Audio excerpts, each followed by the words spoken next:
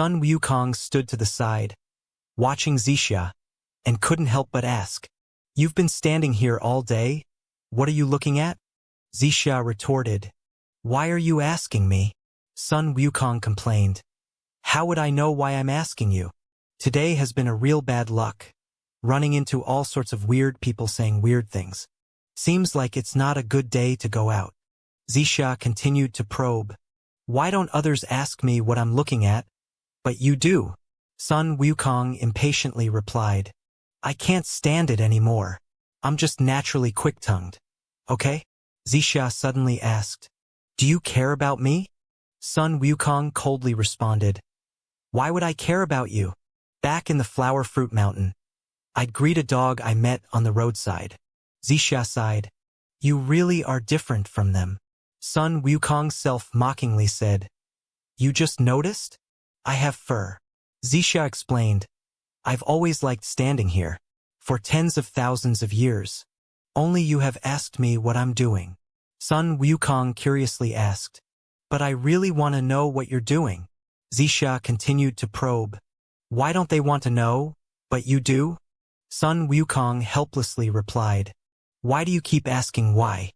If I knew why, I wouldn't tell you, would I?" Zixia seriously said, "Because you have desire, you have a soul." Sun Wukong was stunned again. In Chapter 10, Tang asked, "What is it that is supreme both heaven and earth?" Sun Wukong answered, "A monkey." No. "A pig." Tang confidently said, "You're both wrong. It's me." He explained, "When the Buddha was born, he pointed one hand at the sky and the other at the earth." Saying this, Beiji puzzledly asked, "The Buddha said, 'It's you.'" Tang corrected, "No." The Buddha said, "It's me." Sun Wukong disdainfully said, "So it's the Buddha?" Tang insisted, "Not the Buddha, it's me." Zhu Beiji suddenly understood. "I get it, it's the Buddha, it's you, it's me. It's—" Sun Wukong mocked, "A pig? That's it. Another one's gone mad." Sha Wujing impatiently said, "I wasn't there at the time, but if I had been, I would have smashed it with my staff, to avoid all this nonsense. It's annoying." The three of them stared at him, but Sha just yawned and went back to sleep. Another morning in the Heavenly Palace. Zixia arrived at the peach garden and saw Sun Wukong sleeping on a tree. His hands were trembling slightly. Zixia approached, wondering whether to wake him. Suddenly, Sun Wukong flipped over and jumped up, and before Zixia could even shout, her wrist was already grabbed, and the golden hooped rod was about to strike her head. The rod stopped just as it touched Zixia's hair.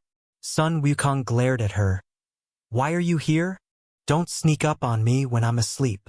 Zixia concernedly asked, You seem very tense. Were you having a nightmare?" Sun Wukong denied. "No." Zixia shared, "I just had a dream too. A very beautiful one." Sun Wukong indifferently responded, "What's that got to do with me?" Then he flipped back onto the tree and continued sleeping.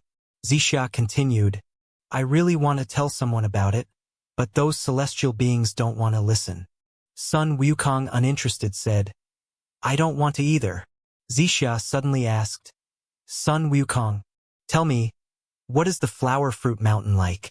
Sun Wukong opened his eyes, looked at the sky, and after a long while said, "The Flower Fruit Mountain is beautiful." "Yes, very beautiful." Zixia probed, "How is it beautiful?" Sun Wukong reminisced, "It's red." Zixia described, Yes, in autumn, the fallen leaves carpet the ground. Walking on them is like stepping on soft rugs. But the forest remains green. The deer leap freely in the grassland below, and when you look up, golden sunlight bathes your face. Blue skies like transparent jade, with the shadows of cranes and geese flying. Sun Wukong scoffed. "You," Zixia continued, "and in winter, snow covers the forest. The mountains are quiet and clear. The ice crystals hanging from the trees make each one look like carved jade. The squirrels in the holes of the big trees, listening to the wind and the sound of snowfall, Dreaming of the coming year. Sun Wukong mocked. Huh, you even hear the sound of snowfall. As if you've lived there. Zixia excitedly said. That's the dream I always have. I've always had a dream of such an endless beautiful garden. And I'm a squirrel in it. Sun Wukong challenged. A squirrel? Ha! Can you climb a tree? Show me. Zixia fantasized. Maybe that's my past life? Every time I wake up from such a dream, I think, there must be such a place in the world. I never expected it to really exist. Sun Wukong, the flower fruit mountain is so beautiful. Why did you come to heaven? Sun Wukong explained. I think heaven is pretty good, with stars and the moon, no wild beasts, and no need to find food every day. Zixia sighed. But don't you feel that heaven is too lonely, too lifeless? Don't you want to go back to the flower fruit mountain? Sun Wukong impatiently asked. What exactly are you trying to say? Zixia requested. When you go back, take me with you to see it. Sun Wukong laughed. Ha! Take you? Back to the flower fruit mountain. Zixia firmly said. I just want to see it to fulfill my wish. Then I'll return to the heavenly palace. Sun Wukong asked. You really want to go? Zixia nodded vigorously. Sun Wukong agreed. You'll have the chance. Then he flipped away. Zixia turned and walked back disappointedly. But thinking of her dream, she smiled again. Under the moonlight, the sea sparkled with tens of thousands of silver lights. On a high cliff by the sea, stood a stone monkey, staring blankly at the sea. Sun Wukong wondered in his heart. Is this what the world looks like? At the farthest reaches, boundless, yet I can't take another step forward. Suddenly, someone called, Sun Wukong. Sun Wukong puzzledly muttered. Who is it? Who's calling me? I've just been born. How could I have a name? This must be a dream. He turned around. Behind him was a vast expanse of darkness. On the solitary island bathed in moonlight, Sun Wukong shouted hoarsely. Who's calling me? Is it me they're calling?